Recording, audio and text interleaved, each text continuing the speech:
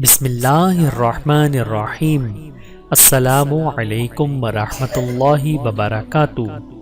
وفد بحرا، یہ لوگ مدینے میں آئے، حضرت مقداد رضی اللہ تعالی عنہ کے گھر کے سامنے آ کر اونٹ بٹھائے۔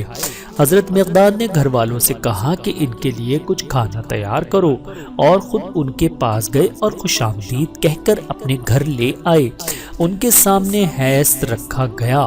حیث ایک کھانا ہے جو کھجور اور ستوت ملا کر گھی میں تیار کیا جاتا ہے۔ گھی کے ساتھ کبھی چربی بھی ڈال دیا کرتے ہیں۔ اس کھانے میں سے کچھ نبی کریم صلی اللہ علیہ وآلہ وسلم کے لیے بھی حضرت مقداد نے بھیجا۔ حضور نے کچھ کھا کر وہ برتن واپس فرما دیا۔ اب حضرت مقداد دونوں وقت وہی پیالہ ان مہمانوں کے سامنے رکھ دیتے۔ وہ مزے لے لے کر کھایا کرتے، خوب کھایا کرتے، مگر کھانا کم نہ ہوا کرتا تھا۔ ان لوگوں کو یہ دیکھ کر حیرت ہوئی۔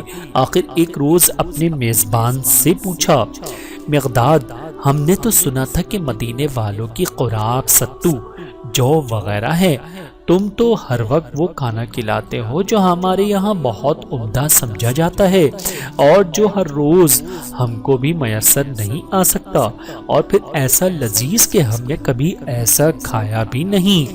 حضرت مقداد نے کہا، صاحبو، یہ سب کچھ حضور کی برکت ہے، کیونکہ حضور کی انگشت ہائے مبارک لگ چکی ہے۔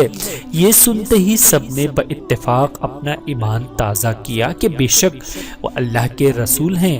یہ لوگ مدینے میں کچھ عرصے ٹھہرے، قرآن اور احکام سیکھے اور واپس چلے گئے۔ سبحان اللہ۔